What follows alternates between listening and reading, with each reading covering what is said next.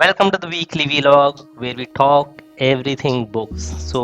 ऐसी कोई भी किताबें जो मैंने पिछले एक हफ्ते में पढ़ी हों, खरीदी हों, सुनी हों, देखी हों या उसके सपने आए हों, anything books is fine. And in this installment will talk about deep work by Cal Newport, Varchasva by Rajesh Pandey ji, Kurukshetra by Ramdhari Singh Dinkar, the legends of Khasak by O V Vijayan, same as ever by Morgan Housel, Usne कहा था by Chandradhar Sharma Guleri, Gunda by Jaishankar Prasad, and Gopi diaries Gopi's day out by Sudha Murty. So what are we waiting for? Let's get cracking. So in the first section, we'll talk about the four books that I've been reading in the last 1 week. And the number one is Deep Work by Cal Newport. मैंने ये 2 हफ्ते पहले पुणे में ली थी. And since then, I've been reading. And what I've enjoyed a lot about this book is कि इसकी एक तो language बहुत ही simple है. And it has got one main idea, which is basically it says go deep and spend a lot of time in the work that you really want to do. Be distraction free and a lot of that sort of stuff, but it talks about it from multiple angles and multiple scientific studies. So अभी मैं 100 page पे हूँ of the 296 pages that are there, but so far I've enjoyed reading it. The second book that I been reading is Varchasva by Rajesh Pandey. ये हिंदी की किताब है और मैं अमेज़ॉन में शायद जस्ट रिकमेंडेशंस देख रहा था कुछ समय पहले, तो मुझे ये दिखी इसके रिव्यूज़ बहुत ही अच्छे थे और मैंने कहा ठीक है, ले लेना चाहिए. और जब ये किताब आई उसके बाद मेरे ख्याल से 3 या 4 हफ्ते तो पापा के पास ही थी और पापा पढ़ रहे थे. And then I started reading it. अभी मैंने 17-18 पेज ही पढ़े हैं, but it is typical that कि यूपी बिहार में आपराधिक कालखंड क्या था, कैसे हुआ था.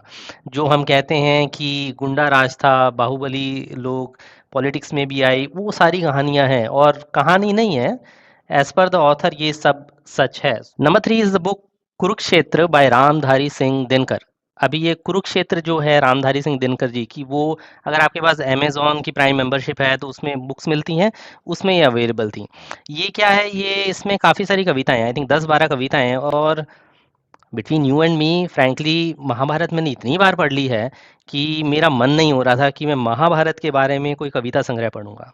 लेकिन जब मैंने कुरुक्षेत्र उठाई और उसको पढ़ना शुरू किया तो oh my god, Ramdhari Singh Dinkar ji ने बहुत ही एक उम्दा काम किया हुआ है. I mean I absolutely loved reading it up until where I read 60% of it. मुझे लगता है ये 2025 आने से पहले पहले, मतलब अगले 4-5 दिन में मैं ख़त्म कर दूंगा. और मैं अपनी तरफ से कोशिश करूंगा कि इसके बीच की कुछ कुछ पंक्तियां उठा के यूट्यूब शॉर्ट्स बनाऊं, because there are elements within that जो मेरे दिल को छू गए. मतलब it's it's awesome is the way I'll define it. And the book number 4 that I've been reading in the last 1 week is The Legends of Khasak by O.V. Vijayan. ये भी मैं जब पिछले साल ये देख रहा था कि कौन सी बुक्स मुझे पढ़नी चाहिए तो ये सामने आई. और ये जो किताब है वो केरला में बेस्ड है, मतलब इसका जो स्टोरी है.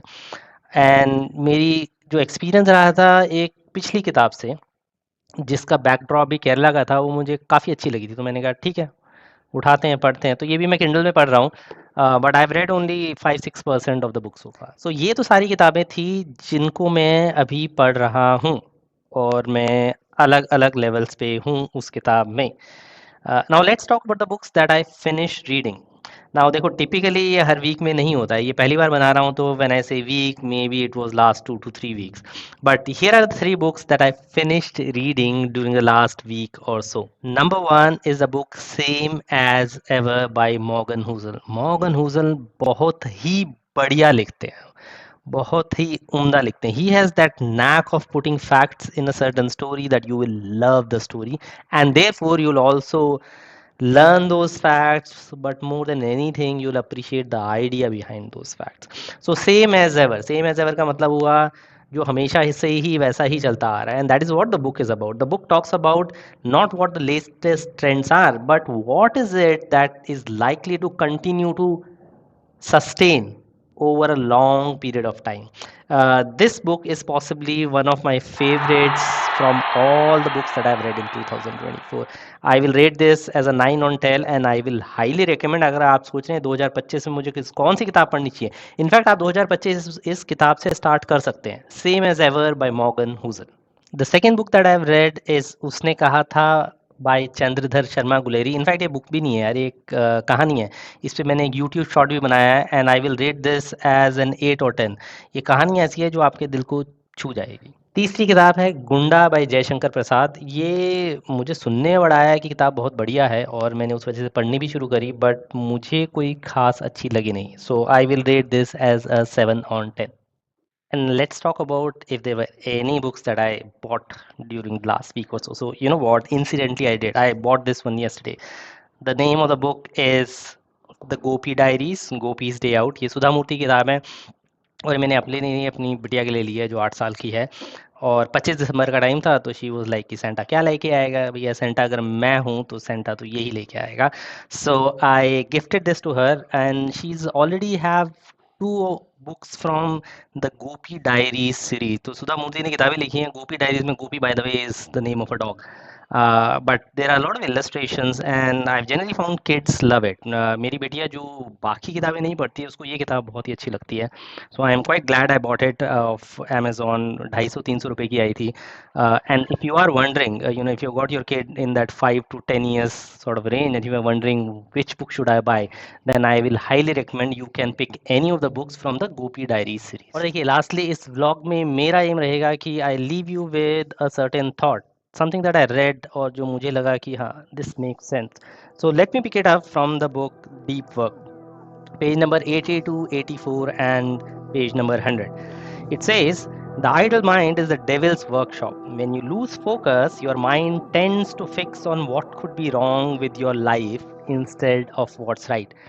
तो अगर आपने अपने दिमाग को खाली रखा हुआ है तो दिमाग ये सोचेगा कि लाइफ में अच्छा क्या नहीं चल रहा है, rather than लाइफ में अच्छा क्या चल रहा है. And then there's another place wherein the author says, the best moments usually occur when a person's body or mind is stretched to its limits in a voluntary effort to accomplish something difficult and worthwhile.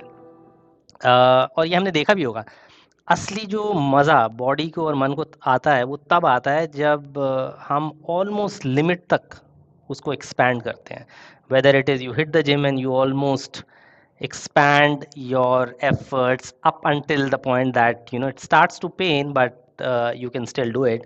And the same thing अगर आप दिमाग लगा के कोई काम कर रहे हैं. And then on page number 100 it says, the key to developing a deep work habit is to move beyond good intentions and add routines and rituals to your working life designed to minimize the amount of your limited willpower necessary to transition into and maintain a state of unbroken concentration. तो यहाँ पे author क्या कहता है कि यार देखो ऐसा है कि अगर आप विल पावर यूज़ करते हो ना तो will power is a sort of a resource that depletes through the day. So rather than relying on will power कि यार अपनी विल पावर लगा के मैं काम कर लूँगा, अपनी विल पावर लगा के मैं रज़ाई में से उठ जाऊँगा, अपनी विल पावर लगा के मैं नेटफ्लिक्स बंद कर दूँगा. You just create routines and rituals. It will be far easier to say 5 बज गए हैं तो मैं उठ ही गया हूँ. It will be far easier to say रात के 11 बज गए हैं तो नेटफ्लिक्स ऑफ ही हो गया है, रादर देन यू सेइंग कि I will use my will power. So that is something that I like the lot from this book deep work. I thought I will share with all of you. Let me know what you think about this vlog. Let me know if you have read any of the books that I've just mentioned about, and let me know what you think about what I got from this work, Deep Work. Until the next week when we meet again, happy reading.